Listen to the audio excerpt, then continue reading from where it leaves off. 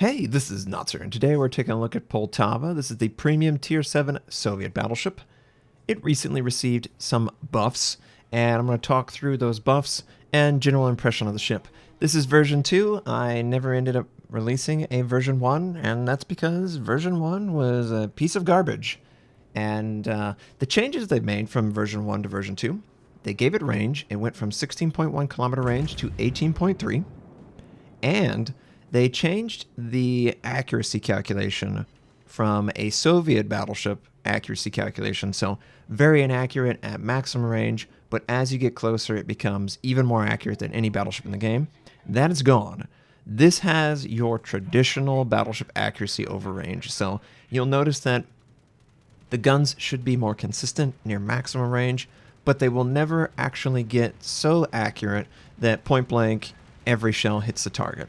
That just isn't really a part of the normal battleship design.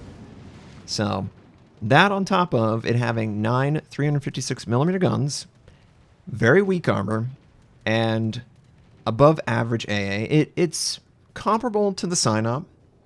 It has 29 knot speed, which is 2 knots faster than the Sinop. It has slightly worse rudder, slightly worse turning, but the fact that it has almost no armor that can really stand up to the punishment that the enemies send out is a big deal.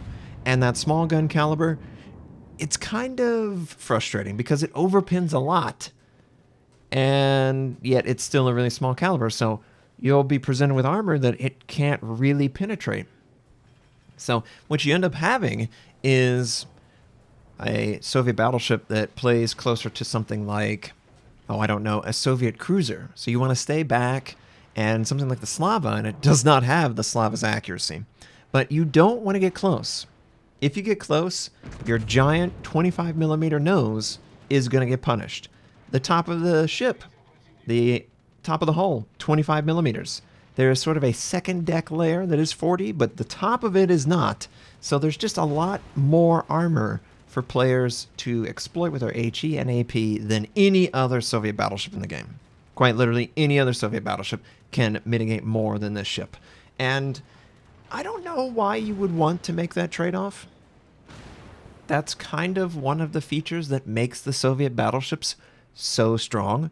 The fact that they can weather a unrelenting force of high explosive and armor piercing when you compare it to all the other battleships. What this ends up playing like, it just feels like a slightly bigger cruiser that has battleship qualities to it, but it's still incredibly easy to punish, and it's just really frustrating. The gun caliber is so small, and yet it always overpins. So I'm not really feeling this version. I don't know that I'll ever feel a version of the Poltava if they go in this direction. And I know it's unique, it's different, it's probably a better version for the game than just copying the traditional Soviet super tanky, and as you get closer the accuracy improves, because the Sinop just does that better. And that's kind of good and kind of bad at the same time. It's good that a mainline ship is competitive with a premium, in fact better than a premium, but it's also bad because the Sinop is good for probably the wrong reasons. It just has a lot of good things going for it. It has amazing armor, it has amazing gun caliber that can overpin basically any equal tier battleships.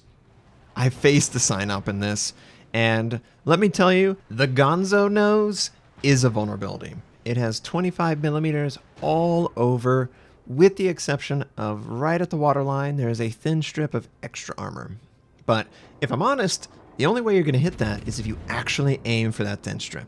It's so low in the water that you would have to aim for it to really hit it. There's just so much 25, it would be impossible to not hit the 25 portion. So for me, it's like, okay, it has a 5-second faster reload, 28 versus 33, but its gun caliber is a huge step down.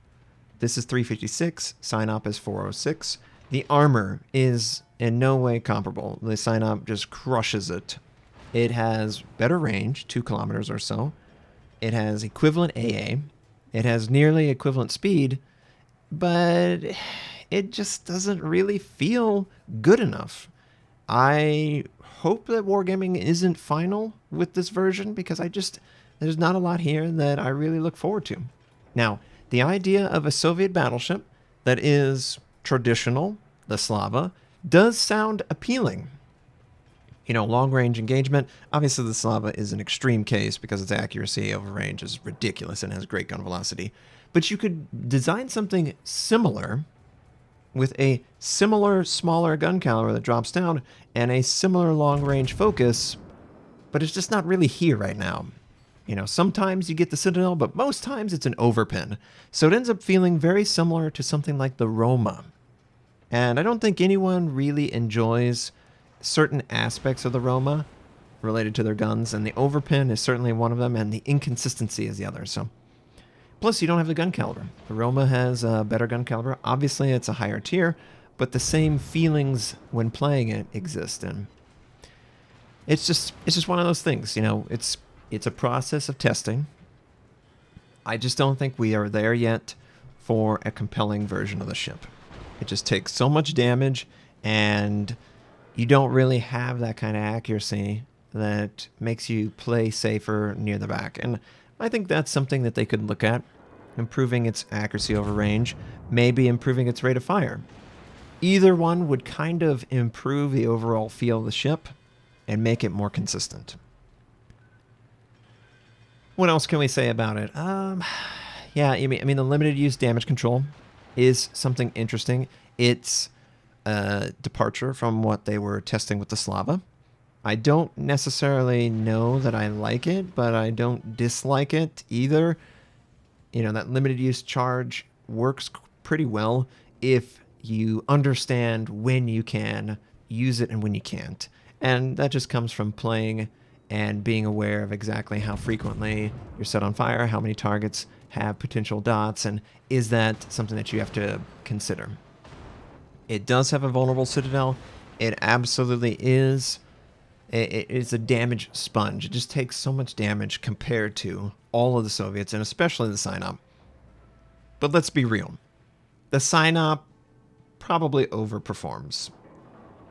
I think a lot of Soviet battleships overperform because for all of the armor they have, and for the limited range, they still can get in range, weather storms of just HE and unrelenting, and do it really well. And yeah, sure, it takes them an eternity to reload, but you know, if a DD happens to ambush a Sinop, he benefits from super accuracy from being close to the target.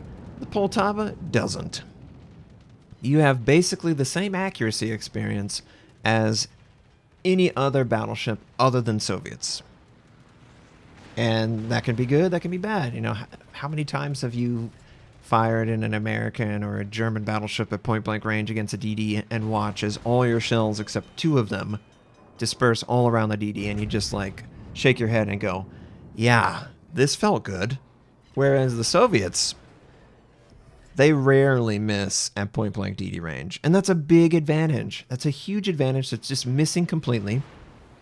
And there's just not enough compensation here, in my opinion. Now, we're doing pretty good. Obviously, our team's dominant. And that's kind of what happens. It doesn't have the armor to withstand incoming. And if I'm being honest, if a battleship can't withstand incoming, he has to have some other key feature that lets him stay back far enough that just distance alone is going to mitigate some of it. And I just don't really see that here. Don't really see that here.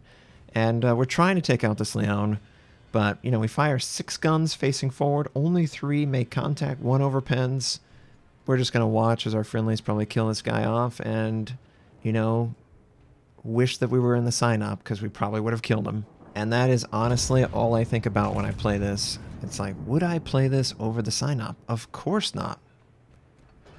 Not in this version. It needs to be better. It needs to be better at something that the Sinop is not. Now, visually, it looks cool. It's a really low-profile battleship. I really enjoy the camouflage. It looks really nice. I've seen both the primary and the inverted. The inverted is your typical Soviet greens and whites and tans and that sort of color scheme. that you might be familiar with. If you are familiar with like the Grozovoi or the Kutuzov, that's the alternative colors. This is more like a, it's like an ocean iron blue. You've got some blacks, some whites, and some tans. So it works as a slightly different color combination than what would normally be a part of the Soviet fleet. But, you know, your ship can look amazing. If it doesn't perform, it doesn't perform. And if there's some option that's better for free, basically, who wouldn't choose the free option? You know, the enemy aircraft carrier is attacking us, and I do appreciate the way this is designed. It's a little bit thinner than the Sinop, just barely. And it is pretty nimble, and I do appreciate that I have a fighter, and I can use it, and it is useful, but it's just, you know, it's just, it's just one of those things where it's like, if I was in a Sinop, I could be more aggressive, I could deliver a heavier load of AP shells on the target, and I could mitigate even more damage than I am right now. A lot of my mitigation just comes from me on cooldown using my heal, because that's the only option I have to try and keep myself in the fight. You know, we've used literally every single heal charge, and we just take damage, just buckets of damage, and I just can't stop it the same way that I can in the Sinop. So it's not there yet. It can be there, and it can be something unique for the Soviet battleship commanders, so they can, you know, leverage their commanders that they've leveled up for the main line. But it's not there yet. So how can we get it there? Well, I think the range change is good, but I don't necessarily agree with the accuracy over range. It doesn't really feel like I benefit from firing near 18 or 17 kilometers. They could improve it slightly. They improved the California slightly by 0.1 sigma, and I definitely noticed that. I appreciate the range. I'm really enjoying the California, other than the speed.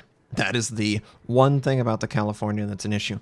But on the Poltava, it's faster, but it seemingly takes more damage, is less consistent with its guns, same gun caliber, and you have 3 less guns on it. Yeah, 3 less guns, and it has nearly identical reload time with 3 less guns. So I just think that if Wargaming is honest with themselves, this is not something that anyone's looking to play. And yeah, it's a pretty crappy ship historically, so they have had to make some adjustments artificially, but I think that's the right way to go. I would artificially improve the damage over range, and I would still keep its vulnerability, because I think that's fair. This is going down the same line as the Slava, but it has a lot of concessions. The gun caliber is a big downside compared to the 406s. The number of guns is also a big downside. And she takes a lot of damage. So I think there's plenty here that makes her weak enough that even if you made the accuracy closer to what the Slava was trying to do, people wouldn't be so vehemently against its inclusion. As far as the game is concerned, it was a rout. And honestly, that's really the only time the Poltava feels halfway decent, is when your team is dominating.